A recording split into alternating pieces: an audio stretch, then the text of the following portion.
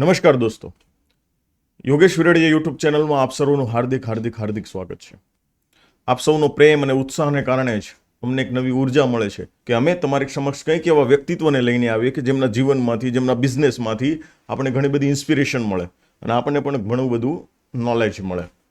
સો અત્યારના 21મી સદીમાં સૌથી મોટી સમસ્યા એ છે કે લોન લેવી છે, ક્યાંથી લેવી, કઈ બેંકમાંથી લેવી, આપણને લોન મળશે કે નહીં મળે, લોન લેતા પહેલાં કઈ કઈ બાબતોનું ખાસ ધ્યાન રાખવું જરૂરી છે, કઈ કઈ સાવધાનીઓ રાખવી જરૂરી છે, આપણે લોન માટે એલિજિબલ છીએ કે નહીં, આ બધા સવાલોના જવાબો આજે આપણે સરસ મજાનું વ્યક્તિત્વ ચિરાગભાઈ જેસડિયા ઉપસ્થિત છે કે જેઓ છેલ્લા ઘણા વર્ષોથી લોનના બિઝનેસ સાથે જોડાયેલા છે.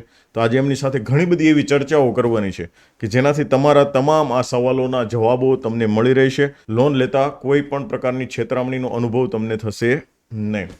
સો ચિરાગભાઈ, તમારો ટૂંકમાં પરિચય અમારા વ્યુઅર્સને આપો કે જેથી કરીને અમારા વ્યુઅર્સ છે તમને સારી રીતે જાણી શકે. મારું નામ ચિરાગ જેસડિયા છે અને હું છેલ્લા 10 વર્ષથી રાજકોટમાં એકાઉન્ટિંગ અને લોન કન્સલ્ટિંગની ઓફિસ ચલાવું છું. સો તમને કેવી રીતે વિચાર આવ્યો અને કેવી રીતે તમારા પ્લેઝર એસોસિએટ છે એની તમે શરૂઆત કરી કે ભાઈ તમારી પાસે ઘણા બધા ઓપ્શન હતા કે હું આ ફિલ્ડમાં જઈ શકું, આ ફિલ્ડમાં જઈ શકું, આ ફિલ્ડમાં જઈ શકું, તમે લોનના બિઝનેસમાં જ કેમ આવ્યા? હું છે ને પહેલાં જોબ કરતો હતો એકાઉન્ટિંગ માટે. જે કંપનીમાં હું જોબ કરતો હતો એકાઉન્ટિંગ ને આ બધું છે એનું એકાઉન્ટિંગ ને એ બધું સંભાળતો હતો.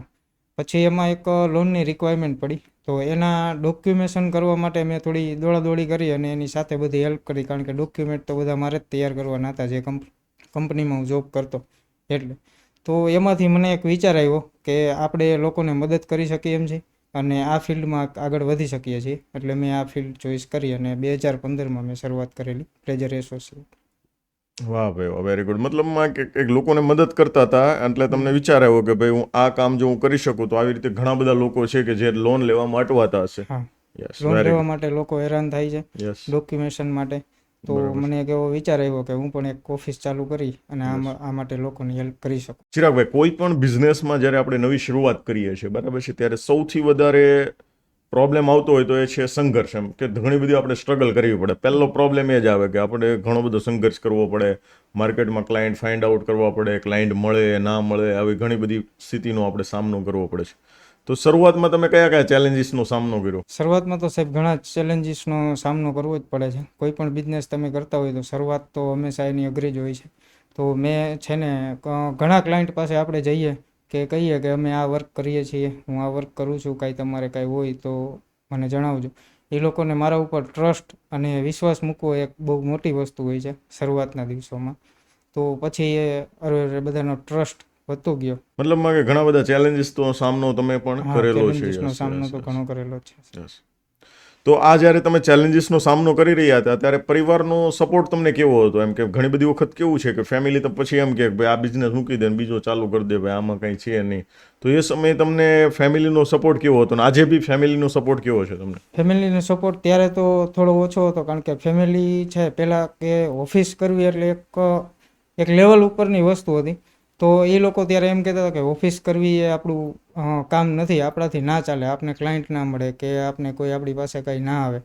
એટલે શરૂઆતના સમયમાં તો થોડોક સંઘર્ષ હતો જ. પણ પછી 2015માં મેં શરૂઆત કરી, પ્લેઝર એસોસિએટ કરીને ઓફિસની શરૂઆત કરી. 3 વર્ષ બહુ મહેનત કરી અને ક્રસ્ટી પણ પડી છે. 3 વર્ષ પછી વ્યવસ્થિત સેટઅપ થતાં ક્લાયન્ટનો ટ્રસ્ટ અને ફેમિલી સપોર્ટના કારણે જ આજે હું અહીંયા પહોંચ્યો છું. જો ફેમિલી સપોર્ટ ના હોય તો પહોંચી શકવાના કોઈ ચાન્સ નથી. મતલબ આજના દિવસે બી તમને ફેમિલીનો ઘણો સાથ ફેમિલી સપોર્ટ બહુ પૂરો છે સાહેબ. ફેમિલી સપોર્ટમાં મારા ફાધર છે, વાઇફ છે, બધાનો સપોર્ટ ખૂબ છે કે કોઈ પણ કાર્ય હું કરતો હોય તો મને ક્યારેય કીધું નથી કે આ તું શું કામે કરે છે, બરાબર, કે આ નથી કરવું આપણે, કે આ નથી કરવાનું, કે કોઈ પણ પ્રકારનું હું જે કંઈ ડિસિઝન લઉં છું તે યોગ્ય માન્ય ગણી અને મને સપોર્ટ આપે છે. સો તમારી આ જે કંપની છે પ્લેઝર એસોસિએટ, એનું વિઝન શું છે? શા માટે તમે પ્લેઝર એસોસિએટની સ્થાપના કરીને અત્યારે તમારું વિઝન શું છે? પ્લેઝર એસોસિએટની સ્થાપના તો મેં લોકોને સેવા આપી શકીએ અને મારું મેઇન વિઝન તો એ છે સાહેબ કે કોઈ પણ કસ્ટમર, કોઈ પણ ક્લાયન્ટ આપણી પાસે આવે તો એને જે કાંઈ પ્રકારની સર્વિસ જોઈએ છે, જો એને રિટર્ન ફાઇલ કરવાના છે તો એ સર્વિસ પણ અમે આપી શકીએ. જીએસટીમાં એને જરૂરિયાત છે તો GST filing, GST return, GST accounting, bill, invoice બધું વર્ક અમે એક જ જગ્યાએ આપી શકીએ. કોઈ પણ પ્રકારની એને 2 વ્હીલ છે, 4 વ્હીલ છે, હેલ્થ છે, મેડિક્લેમ છે, કોઈ પણ પ્રકારનું ઇન્સ્યોરન્સની એને રિક્વાયરમેન્ટ હોય એ પણ અમે અમારી ઓફિસમાં જ આપી શકીએ.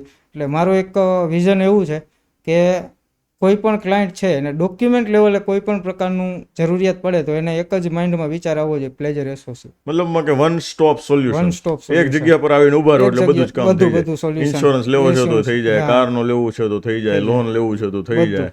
બધું એક જ જગ્યાએ એને એક જ વ્યક્તિને ને એક જ વ્યક્તિને એને યાદ કરવાનો Yes. અને એક જ વ્યક્તિને કોલ કરવાનો, એટલે બધા ડોક્યુમેન્ટ લેવલના ટોટલી સોલ્યુશન એના અમારી ઓફિસમાં થઈ જાય એ પ્રકારનું વાહ વસ્તુ ભાઈ છે. વાહ. That's- સો હવે વાત કરીએ હોમ લોનની, કેમ કે આ જે સવાલ છે ને એ મારા ઘણા બધા વ્યુઅર્સોનો હશે, બરાબર છે, કે ભાઈ હોમ લોન લેતી વખતે કઈ એવી 2-3 સાવધાનીઓ છે કે જે આપણે રાખવી પડે, સાવચેતીઓ આપણે રાખવી પડે, કે આ 2-3 પાસા છે ચોક્કસથી ચેક કરવા બહુ જ જરૂરી છે લોન લેતી વખતે.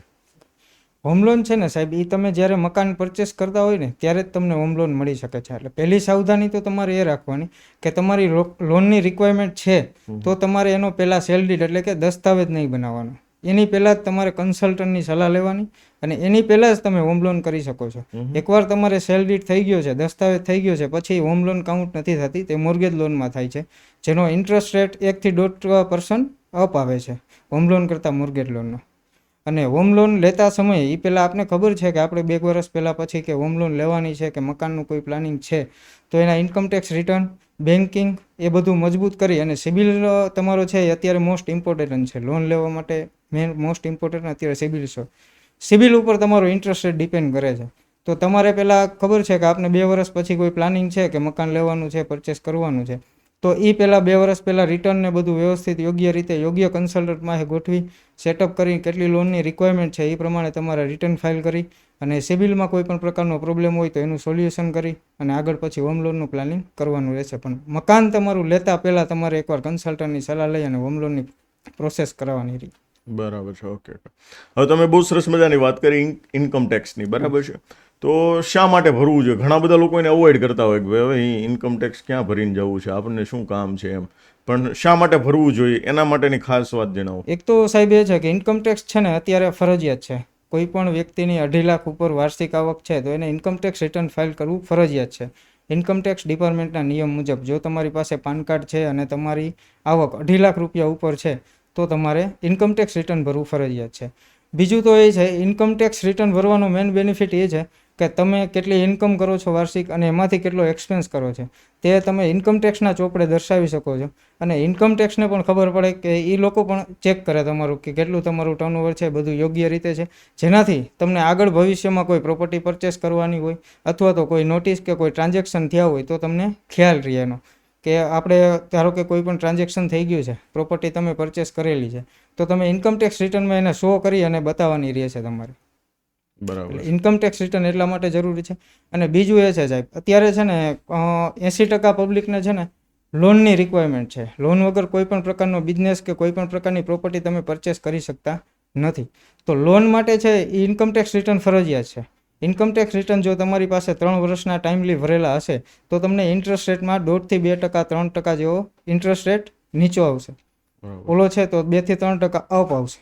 તો ઇન્કમ ટેક્સ રિટર્ન પણ અત્યારે ખાસ એના માટે પણ ખાસ જરૂરી છે. આ સવાલ પહેલા જ આપણે વાત કરી કે ભાઈ જો તમારું જો દસ્તાવેજ છે એ બની ગયું છે તો પછી હોમ લોનમાં કાઉન્ટ નથી થતું, એ પછી મોર્ગેજ લોનમાં થશે, બરાબર છે. તો મોર્ગેજ લોન છે, બરાબર છે, તો એ શા માટે લેવી જોઈએ, કઈ રીતે આપણે બેનિફિટ કરાવી શકે અને કયા કારણોસર એ આપણને બેનિફિટ કરાવે? મોર્ગેજ લોન છે સાહેબ, તમારી પાસે કોઈ પણ પ્રોપર્ટી છે, તમારે એને પૈસાની રિક્વાયરમેન્ટ છે, કોઈ બિઝનેસ માટે રિક્વાયરમેન્ટ છે, કોઈ પર્સનલ યુઝ માટે રિક્વાયરમેન્ટ છે, તો તમે મોર્ગેજ લોન લઈ શકો છો. એમાં કોઈ પ્રોબ્લેમ નથી. મોર્ગેજ લોન છે તો બિઝનેસ માટે પણ સારી જ છે, એનો ઇન્ટરેસ્ટ રેટ પણ સારો છે, પણ હોમ લોન કરતાં થોડો વધારે છે. એટલે મોર્ગેજ લોન છે તો તમને એ વર્કમાં ટૂંકમાં બિઝનેસમાં કે પર્સનલ કોઈ યુઝ તમારે કરવાનું છે અથવા તો કોઈ મકાન છે, તમારી પાસે પ્રોપર્ટી છે, એના ઉપર કોઈ ફેક્ટરી ઊભી કરવી છે કે કોઈ મકાન તમારે બનાવવું છે તો એના માટે મોર્ગેજ લોન જરૂરી છે. હવે વાત કરીએ જીએસટીની, બરાબર છે. તો જીએસટી રજિસ્ટ્રેશન છે એ શા માટે ફરજિયાત છે અને કોને કરાવવું ફરજિયાત છે? કેટલા ટર્નઓવર સુધી હોય તો જીએસટીની જરૂર નથી પડતી, કેટલા ટર્નઓવરથી અને કયા ફિલ્ડમાં કેટલા ટર્નઓવરથી સ્ટાર્ટ થાય છે? જીએસટી રજિસ્ટ્રેશન આમ તો સાહેબ છે ને બિઝનેસ કરતા હોય ને એ બધાને જરૂરિયાત જ છે, પણ ગવર્મેન્ટના રૂલ મુજબ એવું છે કે કોઈ પણ પ્રકારની સર્વિસ પ્રોવાઈડ કરતો તમારો બિઝનેસ હોય તો એમાં તમારે 20 લાખ રૂપિયાની લિમિટ છે. 20 લાખ રૂપિયા ઉપર તમારી ટર્નઓવર છે તો તમારે જીએસટી નંબર ફરજિયાત છે. અને કોઈ મેન્યુફેક્ચર અથવા ટ્રેડિંગ બિઝનેસ છે તો એમાં 40 લાખની લિમિટ ગવર્મેન્ટે આપેલી છે કે 40 લાખ રૂપિયા ઉપર તમારું ટર્નઓવર થાય છે તો તમારે જીએસટી રજિસ્ટ્રેશન કરવું ફરજિયાત છે અને જીએસટીના રૂલ મુજબ આગળ બિઝનેસ કરવો એ ખૂબ જ જરૂરી છે. બરાબર છે. મતલબમાં કે સર્વિસ સેક્ટરમાં 20 લાખ સુધી હા, અને service પ્રોડક્ટ હોય તો 40 લાખ તો સુધી. 40 લાખ એના કોઈ ઉપરનું પ્રોડક્ટ હોય ટ્રાન્ઝેક્શન અથવા હોય મેન્યુફેક્ચર હોય તો એમાં 40 લાખની લિમિટ છે. એના ઉપરનું ટ્રાન્ઝેક્શન તમારું થાય છે તો તમે જીએસટી રજિસ્ટ્રેશન ફરજિયાતમાં આવી જાવ છો કે તમે એના વગર બિઝનેસ કરી જ ના શકો. કરી જ ના શકો. Okay okay. હવે વાત કરીએ મશીનરી લોનની. બરાબર છે. તો મશીનરી લોન છે બરાબર છે, મોટે ભાગે કઈ ઇન્ડસ્ટ્રીને મળે છે કે કોઈ પણ પ્રકારની મશીનરી તમે લ્યો તો એના ઉપર મળે છે, અથવા તો અમુક લાખની લિમિટ હોય કે આટલાનો કિંમતનું મશીન હોય એના ઉપરની હોય તો જ તમને મળે છે? આમાં ગવર્મેન્ટ કોઈ સબસિડી આપે છે કે કઈ રીતનું હોય છે એના વિશે? મશીનરી લોન તો ખાસ છે ને સાહેબ, કોઈ પણ બિઝનેસ તમે ચાલુ કરો ને તો મશીનરી લોન તમારે લેવી જરૂરી જ છે. પહેલાં કોઈ પણ બિઝનેસ ચાલુ કરતા હોય તો કન્સલ્ટન્ટની સલાહ લઈ, સારા કન્સલ્ટન્ટની સલાહ લઈ, અને કદાચ તમારી પાસે પૈસાની સગવડતા હોય તો પણ તમે મશીનરી લોન લઈ અને બિઝનેસ સ્ટાર્ટ કરો. કારણ કે મશીનરી લોનમાં છે ને ગવર્મેન્ટની સ્કીમો ઘણી હોય છે, અલગ અલગ પ્રકારની હોય છે. સબસિડીની સ્કીમ હોય છે, એની લિમિટ ઉપર હોય છે. કોઈ 25 લાખની લ્યો છો, 50 લાખની મશીનરી લ્યો છો, 1 કરોડની લ્યો છો, 2 કરોડની લ્યો છો, એના ઉપર અલગ અલગ પ્રકારની સ્કીમ હોય છે, અલગ અલગ પ્રકારની સબસિડી હોય છે. તો મશીનરી લોન તો આમ તો બધી જ ઇન્ડસ્ટ્રી લઈ શકે છે. કોઈ 5 લાખનું 10 લાખનું યુનિટ ચાલુ કરતા હોય તો પણ એ પણ મશીનરી લોન તો લઈ જ શકે છે, એમાં કોઈ પ્રોબ્લેમ નથી. અને હું તો કહું છું કે મશીનરી લોન લેવી એ ફરજિયાત છે બિઝનેસ માટે, કે તમે કોઈ પણ બિઝનેસ સ્ટાર્ટ કરો છો, ગવર્મેન્ટનો જે બેનિફિટ છે એનો તમે લાભ લઈ શકો. તો તમે કોઈ પણ બિઝનેસ ચાલુ કરતા પહેલાં એકવાર કન્સલ્ટન્ટની સલાહ લઈ, એમાં કઈ પ્રકારની સ્કીમ છે, શું બેનિફિટ મળે છે, શું ઇન્ટરેસ્ટ રેટ છે, એના ઉપર જો તમને યોગ્ય લાગે તો પહેલાં સલાહ લઈ અને પછી કોઈ પણ બિઝનેસ તમારે સ્ટાર્ટ કરવો જોઈએ. બરાબર.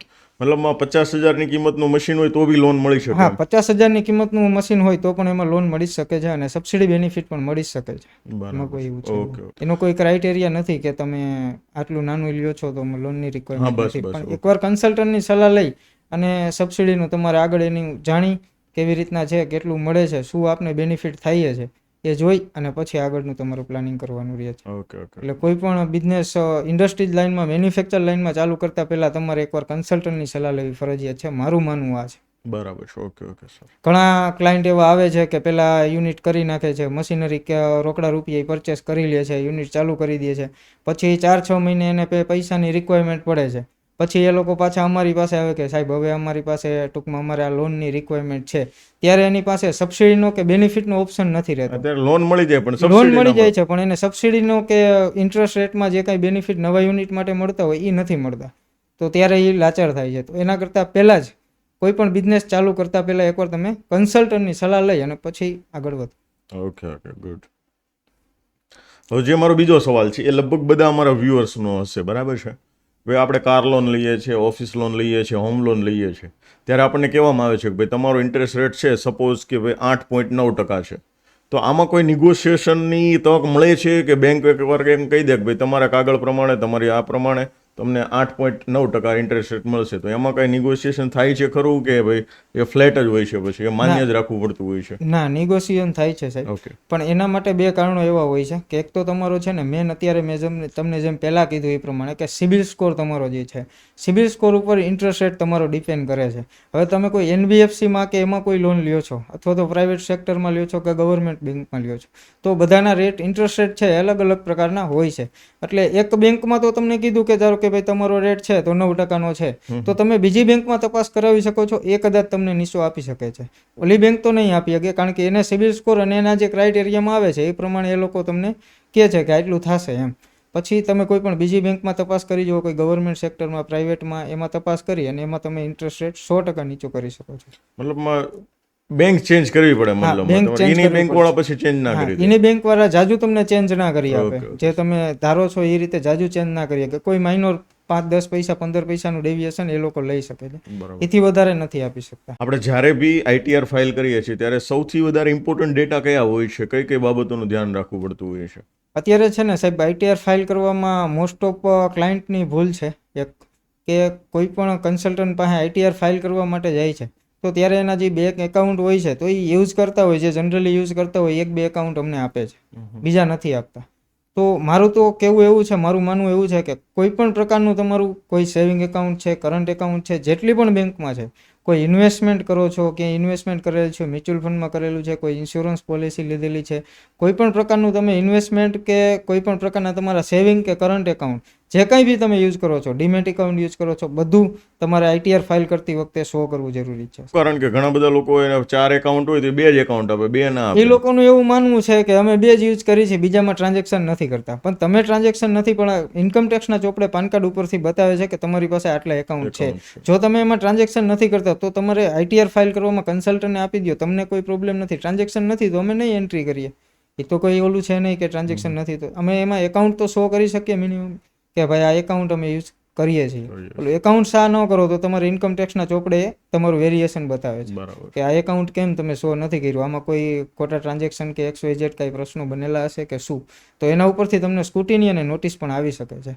તો મહત્વનું એ છે કે તમે જે કાંઈ બી છે, તમારું ડીમેટ એકાઉન્ટ છે, સેવિંગ એકાઉન્ટ છે, કરંટ એકાઉન્ટ છે, કોઈ ઇન્વેસ્ટમેન્ટ છે, મ્યુચ્યુઅલ ફંડ કે બીજા કોઈ પણ પ્રકારે ઇન્વેસ્ટમેન્ટ તમે કરેલું છે, અથવા તો તમારી પાસે કોઈ પણ પ્રકારના ઇન્સ્યોરન્સ છે, તો એનું પોલિસી અથવા ડોક્યુમેન્ટ સ્ટેટમેન્ટ જે કાંઈ છે તે તમે કન્સલ્ટન્ટને આપો. હવે કોઈ બી વ્યક્તિ છે, આપણે આ કોમન ક્વેશ્ચન્સ છે કે કોઈ બી વ્યક્તિ છે એ હોમ લોન માટે એપ્લાય કરે છે, બરાબર છે, તો એનું એપ્રુવલ આવવામાં અને એના જે પેમેન્ટ છે આવવામાં અંદાજિત કેટલો સમય લાગે છે? કેમ કે ઘણા બધા લોકો એમ કહેતા હોય કે ભાઈ અમે 15 દિવસમાં તમને પૈસા આપી દઈશું, ઘણા એમ કે તમને 25 દિવસનો સમય લાગશે, ઘણા 15 દિવસનું કંઈ 1.5 મહિને પેમેન્ટ આપે છે. તો કઈ રીતે એવરેજ સમયગાળો કેટલો હોય છે?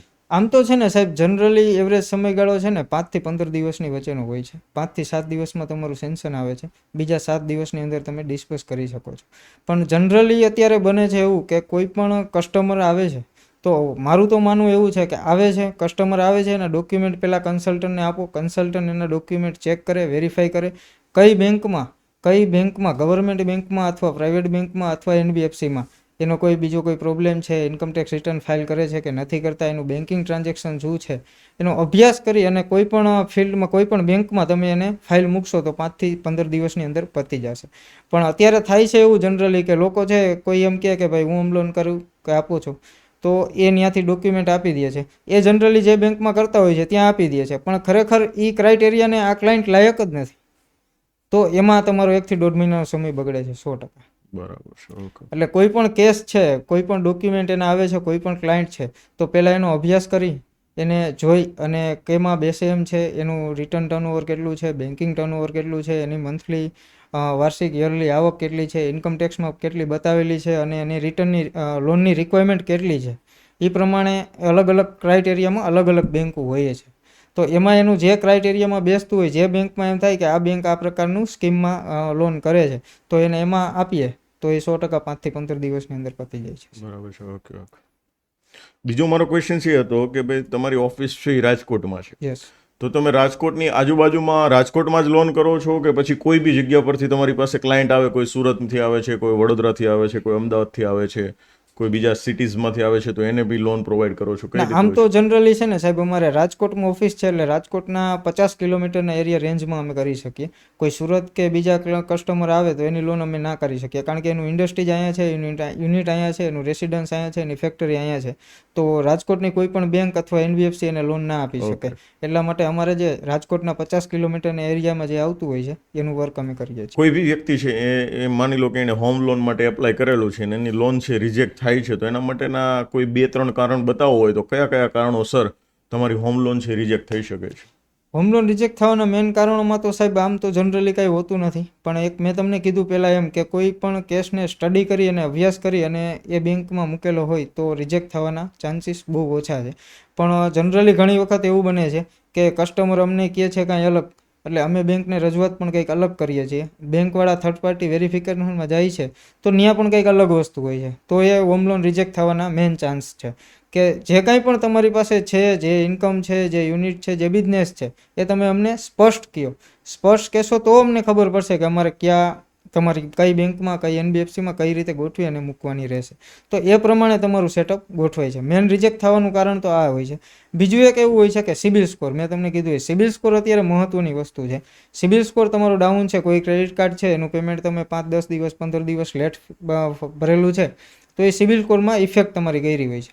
તો સિબિલ સ્કોર ઇફેક્ટના કારણે ઘણી વખત લોન રિજેક્ટ થવાના કારણો બને છે. પછી તમે કોઈ ઇન્કમ ટેક્સ રિટર્ન ફાઇલ કરેલું છે, તમારું રિટર્ન છે 4 લાખ રૂપિયાનું, તમારે લોનની રિક્વાયરમેન્ટ છે 50 લાખ રૂપિયાની, તો એ મુજબ બેસતું હોય, ના બેસતું હોય તો રિજેક્ટ થવાના ચાન્સ વધારે છે.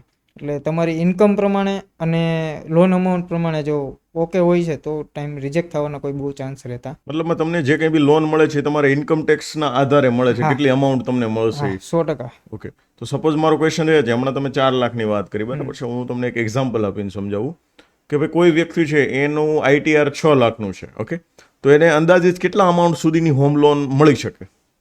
એમાં એવું છે કે તમારી આઈટીઆર અમાઉન્ટ જે હોય છે એમાંથી 30% બાદ કરી 70% અમે કન્સલ્ટિંગ Okay. 70% છે એ કન્સલ્ટિંગ, 30% છે એ તમારું ઘર ખર્ચ અને હેલ્થ માટે આપીએ છીએ. 70% જે તમારી ઇન્કમ વધે છે એના ઉપર ઈએમઆઈ કેલ્ક્યુલેશન કરી તમારે શું ઇન્ટરેસ્ટ રેટ આવે છે એના ઉપર ઈએમઆઈ ડિપેન્ડ કરે છે. તો કોઈને ઈએમઆઈ ધારો કે રિટર્ન નાનું છે, લોન અમાઉન્ટ વધારે રિક્વાયરમેન્ટ છે, તો અમે એને 25 વર્ષમાં કે 30 વર્ષમાં લોન ટર્મ આપી શકીએ છીએ અને એ રીતે એની ઇન્કમમાં બેસતું હોય તો એ પ્રમાણે સેટ કરી શકીએ ઓકે, છીએ. મતલબમાં 70% Yes, કેલ્ક્યુલેટરમાં 70%, રાખવાનું કે હા. ભાઈ 65 to 70%માં હા, તમને લોન મળશે. 70%માં લોન તમને મળી ઓકે શકે ઓકે છે. ઓકે. કોઈ બી વ્યક્તિ છે મશીનરી લોન લે છે, બરાબર છે, તો એમાં ડોક્યુમેન્ટેશન પ્રોસેસ ઘણી બધી હાર્ડ આવતી હોય છે, બરાબર છે, તો એમાં કયા કયા ડોક્યુમેન્ટ છે તો એ કંપની ઓનર પાસે હોવા જ જોઈએ કે જેથી કરીને મશીનરી લોન બહુ ઇઝીલી થઈ જાય?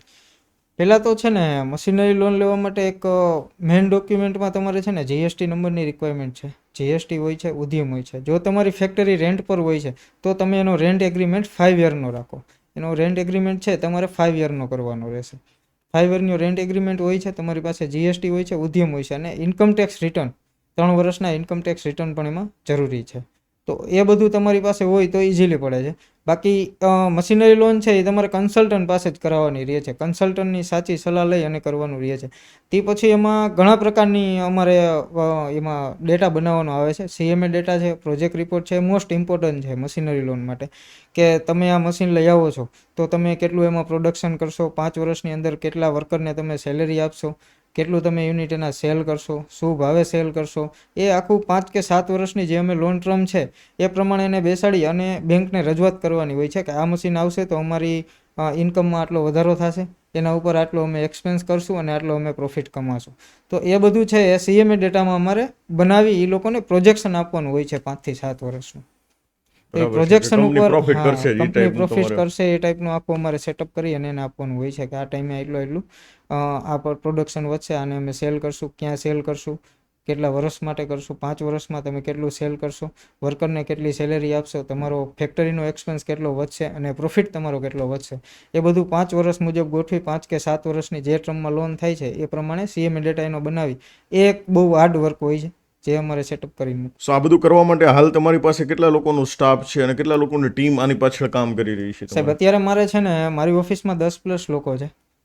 બધાને છે ને ડિપાર્ટમેન્ટ મેં અલગ અલગ આપેલા છે. ઇન્કમ ટેક્સ ડિપાર્ટમેન્ટ છો તો એની માટે મારી પાસે 2 સ્ટાફ અલગ છે કે જેને ઇન્કમ ટેક્સનું જોવાનું રહે છે અને બીજું કોઈ પણ પ્રકારની વસ્તુ જોવાની રહેતી નથી.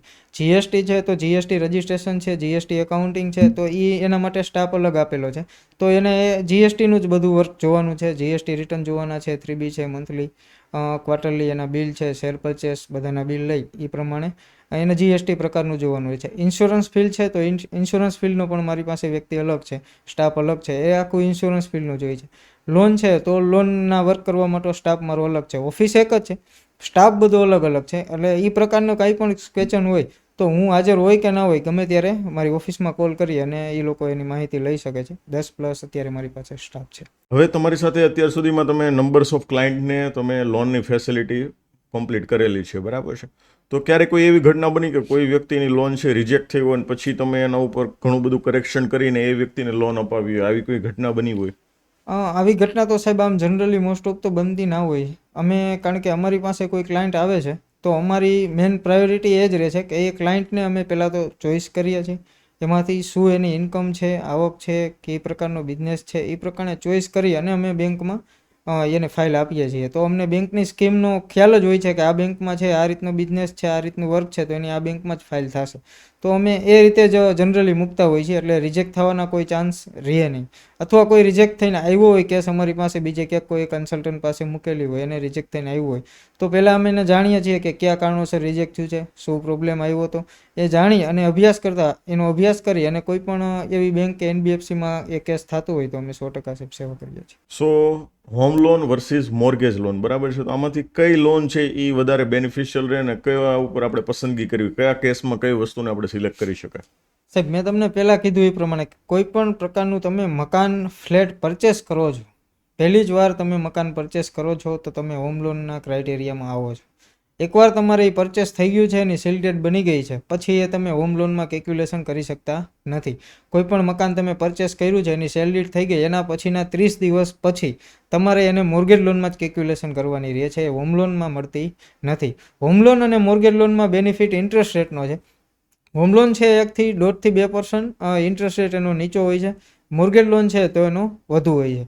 એટલે હોમ લોન મકાન તમે લ્યો છો તો ફરજિયાત તમારે, મેં તમને પહેલાં કીધું એમ કે કન્સલ્ટન્ટની સલાહ લઈને પછી તમે આગળ એનું વધો ને પહેલાં જ હોમ લોનની પ્રોસેસ કરાવો. જો તમારે એના 30 દિવસ થઈ ગયા છે તો તમારે પછી મોર્ગેજ લોનમાં કેલ્ક્યુલેશન થશે, એનો ઇન્ટરેસ્ટ રેટ 1 થી 1.5% અપ આવશે. હવે થોડીક વાત આપણે ઇન્સ્યોરન્સની કરીએ, બરાબર છે. તો ઇન્સ્યોરન્સ શા માટે લેવો જોઈએ, એનાથી શું બેનિફિટ થાય છે? ઇન્સ્યોરન્સ છે ને સાહેબ, આમ તો સામાન્ય વ્યક્તિ માટે જરૂરી છે, આમ તો જનરલી બધા માટે જરૂરી જ છે, પણ મારું માનવું એવું છે સાહેબ કે બીજા કોઈ પણ ઇન્વેસ્ટમેન્ટ ઇન્સ્યોરન્સ તમે લ્યો કે ના લ્યો, પણ અત્યારના સમય પ્રમાણે, અત્યારના ફાસ્ટ યુગ પ્રમાણે એક હેલ્થ ઇન્સ્યોરન્સ અને એક ટર્મ પ્લાન, આ બે ખૂબ જ જરૂરી છે. કારણ કે હેલ્થ ઇન્સ્યોરન્સ છે ને સાહેબ એવું છે કે ગમે ત્યારે તમારે કોઈ ઇમરજન્સી હોસ્પિટલાઇઝ આવ્યું તો એ હેલ્થ ઇન્સ્યોરન્સ તમને કામ આવશે. એટલે મેડિક્લેમ અત્યારે સામાન્ય વ્યક્તિ માટે પણ જરૂરી છે, કારણ કે હોસ્પિટલના એક્સપેન્સ અત્યારે બહુ વધી ગયા છે. 5, 10, 15 લાખ રૂપિયા 5 દિવસમાં 10 દિવસમાં પૂરા થઈ જતા કોઈ પણ પ્રકારનો ટાઈમ લાગતો નથી. અને અત્યારના સમય પ્રમાણે આમ સમજો તો કોઈ 70% પબ્લિક એવી છે કે સાહેબ કોઈ એવા બિઝનેસ નથી કે તમારે 10 લાખ 15 લાખ 20 લાખ રૂપિયા હાથ ઉપર તમારી પાસે પડ્યા હોય ને તમે એક્સપેન્સ કરી શકો છો. તો હોસ્પિટલાઇઝ કોઈ પણ કેસ થાય તો બહુ અઘરું થાય છે. એટલા માટે મારું માનવું એ છે કે હેલ્થ ઇન્સ્યોરન્સ તો ફરજિયાત કમ્પલસરી તમારે રાખવું જ જોઈએ અત્યારના સમય પ્રમાણે. અને એક છે ટર્મ પ્લાન. આજ હું છું તો મને ખબર છે કે હું છું તો પરિવારનું હું બધું એડજસ્ટમેન્ટ કરી લઈશ, પણ કાલ સવારે હું જ હાજર નથી તો મારા પરિવારનું શું? એના માટે તમારે એક ટર્મ પ્લાન લેવો ખૂબ જ જરૂરી છે. આ બે વસ્તુ છે એ કમ્પલસરી તમારે લેવું જરૂરી છે. ઇન્વેસ્ટમેન્ટ પ્લાન ને એ બધી વસ્તુ એવી છે કે તમારી સગવડતા છે તો તમે લઈ શકો છો, સારી જ છે. કોઈ વસ્તુ એમાં કોઈ બેનિફિટવાળી જ વસ્તુ જ છે. 5 વર્ષે 10 વર્ષે તમને જે કાંઈ રકમ ભરો છો એ વ્યાજ સહિત ઇન્ટરેસ્ટ સહિત કે એના ક્રાઇટેરિયા મુજબ તમને પાછી મળે છે, એ સારી વસ્તુ જ છે. પણ જરૂરી આ બે વસ્તુ છે, મારું માનવું એવું છે કે એક મેડિક્લેમ અને એક ટર્મ પ્લાન, આ બે હોવું કમ્પલસરી ફરજિયાત છે અને કોઈ પણ વ્યક્તિ એના વગર ના રહે એ મારી એક સૂચના છે. ઓકે ઓકે, કારણ ખૂબ જ જરૂરી છે બહુ અત્યારના જરૂરી સમય છે. પ્રમાણે. આ બે વસ્તુમાં છે ને કંઈ નક્કી નથી રહેતું. ઝડપી યુગ થઈ ગયો છે, જે કમાનાર વ્યક્તિ હોય છે એ જ એક્સપાયર થઈ જાય છે, હા હા, તો પરિવારને બહુ તકલીફ પડે છે પાછળની સાઈડ. એની જગ્યાએ જો તમારે ટર્મ પ્લાન હોય છે 1 કરોડ 2 કરોડ 5 કરોડનો, તો તમારો પરિવાર છે એ તમારી હયાતી નથી તો એ શાંતિથી એની જિંદગી પસાર કરી શકે છે. એટલા માટે ટર્મ પ્લાન ખૂબ જ જરૂરી છે અને મેડિક્લેમ પણ એટલો જ જરૂરી છે. પ્લેઝર એસોસિએટ જે તમારી કંપનીનું નામ છે, બરાબર છે. તો એમાં બીજા કયા કયા પ્રકારની ફેસિલિટીઝ અવેલેબલ છે? આપણે વાત કરી કે ભાઈ ITR તમે ફાઇલ કરો છો, GST છે, હોમ લોન છે, મોર્ગેજ લોન છે, આ સિવાય કઈ કઈ કાર્યો તમારે ત્યાં થાય છે? પ્લેઝર એસોસિએટમાં આમ તો બધા જનરલી ડોક્યુમેન્ટને લેવલ આ ટોટલી કાર્યક્રમ અમે કોઈ પણ ડોક્યુમેન્ટ લેવલના છે. તમારે ઇન્કમટેક્સ રિટર્ન ફાઇલ કરવું છે તો એ પણ પ્લેઝર એસોસિએટમાં થઈ જશે. કોઈ સેલેરી રિટર્ન ફાઇલ કરવાના છે તો એ પણ પ્લેઝર એસોસિએટમાં થઈ જશે. કોઈ પણ પ્રકારની તમારે લોનની રિક્વાયરમેન્ટ છે, હોમ લોન છે, મોર્ગેજ લોન છે, મશીનરી લોન છે, કાર લોન છે, ઓફિસ લોન છે, પ્રોપર્ટી લોન છે, પ્રોજેક્ટ લોન છે, કોઈ પણ પ્રકારની એગ્રીકલ્ચર લોન છે, કોઈ પણ પ્રકારની તમારી લોનની રિક્વાયરમેન્ટ છે તો એ પણ પ્લેઝર એસોસિએટમાં થઈ જશે. પછી ઇન્સ્યોરન્સને લગતું તમારી પાસે કાર છે, 4 વ્હીલર 2 વ્હીલર કોઈ પણ પ્રકારના ઇન્સ્યોરન્સની, મેડિક્લેમ છે, ઇન્વેસ્ટમેન્ટ પ્લાન છે કે ટર્મ પ્લાન છે, કોઈ પણ પ્રકારના ઇન્સ્યોરન્સ નહીં પણ એ પણ સર્વિસ અમારી ઓફિસમાં અવેલેબલ છે. એટલે ડોક્યુમેન્ટ લેવલે કોઈ પણ પ્રકારની સર્વિસની જરૂરિયાત પડે તો પ્લેઝર એસોસિએટ છે. હવે સૌથી વધારે અગત્યનો ક્વેશ્ચન છે અને લગભગ જેટલા બી વ્યુઅર્સ છે ને બધાના મગજમાં છે. આપણે જ્યારે કોઈ બી હોમ લોન લઈએ છીએ અથવા તો કોઈ પણ પ્રકારની લોન લઈએ છીએ ત્યારે કંપની આપણને છે ને જબરદસ્તી ઇન્સ્યોરન્સ માટે પ્રેશરાઇઝ કરે છે કે તમે ઇન્સ્યોરન્સ લ્યો, બરાબર છે. તો ખરેખર એઝ અ કન્સલ્ટન્ટ તમે શું ગાઈડન્સ આપશો? એ લોન માટે જે ઇન્સ્યોરન્સ છે એ લેવું જોઈએ કે ના લેવું જોઈએ? 100% લેવું જોઈએ સાહેબ. મારું તો કેવું એવું છે કે કોઈ પણ તમે લોન લ્યો છો તો એ લોન કવર તમને આપે છે. અત્યારે માણસની એક માનસિકતા થઈ ગઈ છે કે બેંકવાળા એના ટાર્ગેટ માટે તમને ઇન્સ્યોરન્સ આપે છે, પણ હકીકત એવું છે નહીં. હકીકત એવી છે સાહેબ, કોઈ પણ લોન તમે લ્યો છો તો એનું લોન કવર તમારે લેવું ફરજિયાત છે. ધારો કે તમે 15 લાખની, 20 લાખની કે 50 લાખની હોમ લોન લ્યો છો તો અત્યારે તમારે છે એને જે કવર ઇન્સ્યોરન્સ આવે છે એ પ્રીમિયમ બહુ નીચું આવે છે. તો નીચા પ્રીમિયમમાં તમે એનો કવર ઇન્સ્યોરન્સ લઈ શકો છો. કવર ઇન્સ્યોરન્સ લેવો આમ તો ગણો ને તો ફરજિયાત જ છે સાહેબ. તમે આજ 50 લાખની લોન લ્યો છો તો 1 લાખનું પ્રીમિયમ ભરવામાં તમને કોઈ પ્રોબ્લેમ ના હોવો જોઈએ. બેંક છે એના માટે નથી કહેતી, તમારા માટે જ કહે છે, અને એ ખૂબ જ જરૂરી છે સાહેબ. અને હું તો મારું માનવું એવું છે કે જે બેંક કહે છે તમને કે તમે ધારો કે આઈસીઆઈસી બેંકમાં લોન લ્યો છો તો આઈસીઆઈસી બેંક તમને ઇન્સ્યોરન્સ આપે છે કે ભાઈ અમારું લોન કવર છે, તો આઈસીઆઈસી બેંકનું લોન કવર લેવું જોઈએ. કન્સલ્ટન્ટ તમને કદાચ એમ કહે કે ભાઈ તમે એ કવર ના લ્યો, હું તમને બહારથી બીજી કંપનીનું કોઈ કવર આપું છું, લોન કવર આપું છું, એ હું સજેસ્ટ નથી કરતો. હું એમ કહું છું કે જે બેંકમાં લોન લ્યો છો એ જે સ્કીમ આપે છે, એ જે કવર આપે છે તમને, એ જ લ્યો તમે. કાલ સવારે તમારી હયાતી નથી તો એ બેંક અને ઇન્સ્યોરન્સ કંપની બે એક જ છે. આપણે એની પાસેથી જ ઇન્સ્યોરન્સ લીધેલો છે તો એ બેંક અને કંપની બે તમારો કેસ સોલ્વ કરી શકશે. ઓલું એવું થશે કે તમે લોન લીધી છે આઈસીઆઈસી બેંકની, કવર લીધું છે મેં આપેલું છે તમને ટાટામાંથી, તો મારે ટાટાના ડોક્યુમેન્ટ લઈને આઈસીઆઈસીને સબમિટ કરવાના, બે આડાઅવડા પ્રશ્નો કરશે અને એમાં તમારો ટાઈમ બગડશે. હમણાંનો જ એક ક્લાયન્ટ કેસ છે સાહેબ અમારે, કે એની અમે હોમ લોન કરેલી હતી 30 લાખ રૂપિયાની, 1 વર્ષ જેવું થયું આસપાસ. એ ભાઈ હજી લોનના છે ને 4 જ ઈએમઆઈ પે કર્યા હતા અને એ ભાઈને એટેક આવી ગયો એટલે ભાઈ એક્સપાયર થઈ ગયા.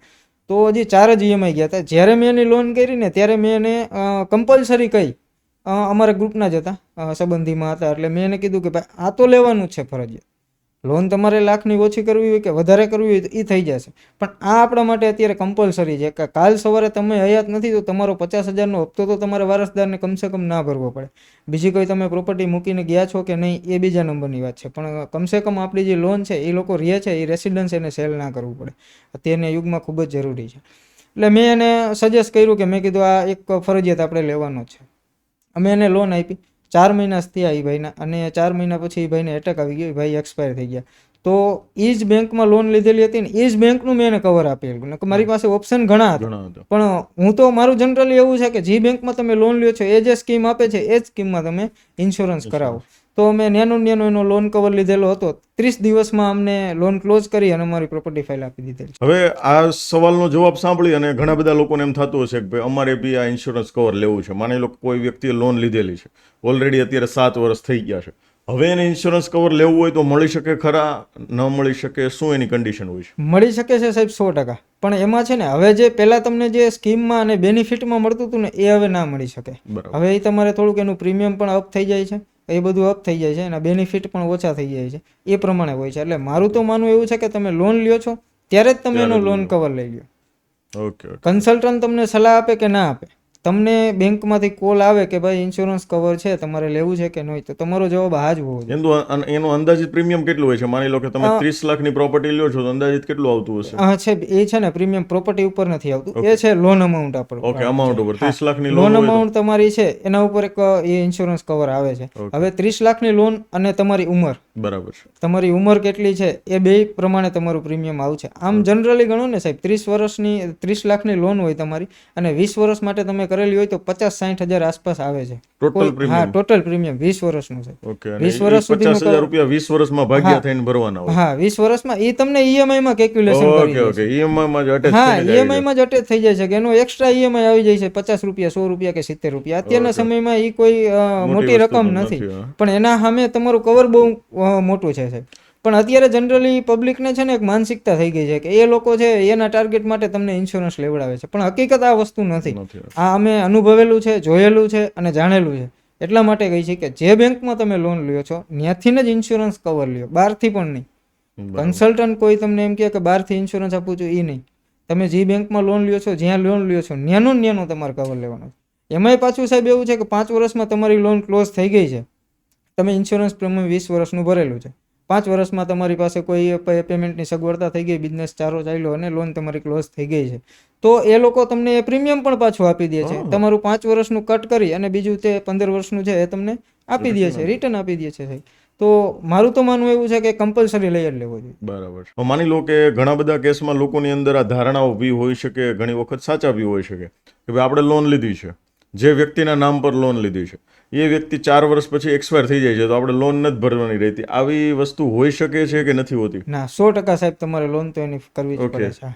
તમે જો ખાલી ઇન્સ્યોરન્સ કવર હોય તો જ તમને બેનિફિટ મળે. ઇન્સ્યોરન્સ કવર હોય તો જ તમને એ બેનિફિટ મળે છે, નકર ઓકે. તમારે લોન એના વારસદારને 100% પૂરી કરવી જ પડે એમ ઓકે, છે. ઓકે, કારણ કે સમજાય. પૂરી કરશે તો જ એ લોકો તમારી પ્રોપર્ટી ફાઇલ, તમે જે મોર્ગેજ આપેલું છે એ તમને આપશે. ઓકે. જો જ્યાં સુધી તમારું પ્રોપર્ટી ફાઇલ એ બેંક પાસે છે ત્યાં સુધી તમારે લોન ક્લોઝ કરવી જ પડશે, એ ફરજિયાત છે કોઈ પણ. ઇન્સ્યોરન્સ કવર હશે તો જ બેંક એની લોન ક્લોઝ કરશે. ઓકે. અથવા તો તમે ક્યાંય બહારથી ઇન્સ્યોરન્સ લીધેલા હોય અને ઇન્સ્યોરન્સનું કોમ્બિનેશન થઈ જાય અને તમને મળી જાય ફાઇલ, પણ લોન ક્લોઝ કરવી એ 100% છે. લોન તો તમારે પૈસા તો કોઈ પણ રીતે ભરવા જ પડશે બેંકમાં. ઓકે, બેંક નો છોડે નહીં, પૈસા. બેંક પૈસા ના છે, એ તો તમારે 100% ભરવાના જ છે. સાહેબ, ઘણા બધા લોકોનો તમને અનુભવ થયો હશે, બરાબર છે? ઘણા બધા લોકો છે પાર્ટનરશિપ ડીડ વગર ધંધો ચલાવે છે, એમ તો આ સેફ છે કે થોડું ડિફિકલ્ટ છે? એનું તમારા વિશે શું કહેવું છે? આમ તો સાહેબ છે ને, પાર્ટનરમાં તમે કોઈ પણ પ્રકારનો બિઝનેસ કરો છો તો મારા માનવા મુજબ તમે છે ને એને પાર્ટનરશિપ ડીડ કરાવી, પાર્ટનરશિપ રજિસ્ટર કરાવી અને પછી જ એ બિઝનેસ એમાં સ્ટાર્ટ કરવો જોઈએ. એટલે પાર્ટનરશિપ ડીડ છે ને આમ કમ્પલસરી છે. અત્યારે જનરલી એવું થાય છે કે બે મિત્રો ભેગા થઈ કોઈ પણ બિઝનેસ સ્ટાર્ટ કરે છે તો અમારી પાસે આવે છે કે સાહેબ અમારે આ બિઝનેસ કરવો છે અને આ મશીન લેવાનું છે અને આ લોનની રિક્વાયરમેન્ટ છે. તો અમે એને કહીએ કે ભાઈ તમે બે પાર્ટનરમાં કરો છો તો પાર્ટનરશિપ ડીડ બનાવી. એમાં એવું થાય છે કે પાર્ટનરશિપ ડીડ અને પાર્ટનરશિપ ફોર્મ કરવા માટે 5 થી 10 દિવસનો સમય વધારે લાગે છે. પ્રોપ્રાઇટરશિપ ફોર્મ હોય છે તો અમે ડાયરેક્ટ એની જીએસટી રજિસ્ટ્રેશન કરી શકીએ છીએ. તો એ લોકોનું માનવું એવું થાય કે અમે બે પાર્ટનર છીએ ને આના નામનું તમે બધું કરી અને આગળ પ્રોસેસ કરી નાખો, અમારી 10 દિવસનો ટાઈમ નથી બગાડવો. પણ 10 દિવસમાં સાહેબ કાંઈ ફેર પડતો નથી. મારું તો માનવું એવું છે ખરેખર જો તમે પાર્ટનરમાં જ બિઝનેસ કરો છો તો તમે એને પાર્ટનરશિપ ફોર્મ કરી, પાર્ટનરશિપ રજિસ્ટર કરી, પાર્ટનરશિપના નામે જીએસટી નંબર લઈ અને પછી જ એમાં કોઈ પણ બિઝનેસ તમારે સ્ટાર્ટ કરવો જોઈએ. એના 2-3 કારણો છે સાહેબ. અત્યારે ધારો કે કોઈ પણ બે ફ્રેન્ડ છે એ બિઝનેસ સ્ટાર્ટ કરે છે, હવે કોઈ એકના નામને ફોર્મ એને ચાલુ કરી દીધી છે, એકના નામે ફોર્મ ચાલુ કરી, બિઝનેસ 100% તમારો ચાલવાનો છે. પણ 2-5 વર્ષે કોઈ પણ કારણોસર એ બેયને ના બન્યું કે કંઈ પણ XYZ પ્રશ્ન આવ્યો તો જે વ્યક્તિના નામે ફોર્મ છે એનું નામ, ફોર્મનું નામ એ બધું એ વ્યક્તિ પાસે રહેશે. તો બીજો જે પાર્ટનર છે એ ઝીરો, એને શુભ શરૂઆત નવેથી પાછી કરવાની રહે છે. એટલે મારું માનવું એવું છે ખરેખર જો તમે પાર્ટનર છો, 2 છો, 5 છો, 10 છો, તો પાર્ટનરશિપમાં જ ફોર્મ બનાવી અને પાર્ટનરશિપમાં જ બિઝનેસ કરવો જોઈએ, જેથી કરી કાલ સવારે તમારે કોઈ પણ પ્રોબ્લેમ આવ્યો, બીજા નંબરમાં કોઈ 10 પાર્ટનરમાં તમે બિઝનેસ સ્ટાર્ટ કર્યો છે, કોઈ એક પાર્ટનરને નીકળવું છે અથવા તો કોઈ એક પાર્ટનરને નવું જોઈન્ટ થવું છે, તો પાર્ટનરશિપ ફોર્મ હશે તમારી પાસે તો એ ઓપ્શન રહેશે. પ્રોપ્રાઇટરશિપ છે તો એ ઓપ્શન નહીં રહે. બીજા નંબરમાં એવું છે કે કોઈ કારણોસર પાર્ટનરને કોઈ અંડર મિસ્ટેક થઈ અને બેને જુદા થવાનું થયું તો જેના નામે ફોર્મ છે એ વ્યક્તિ બિઝનેસમાં સેટ થઈ જશે, ઓલો વ્યક્તિ છે એ ઝીરો રહેશે.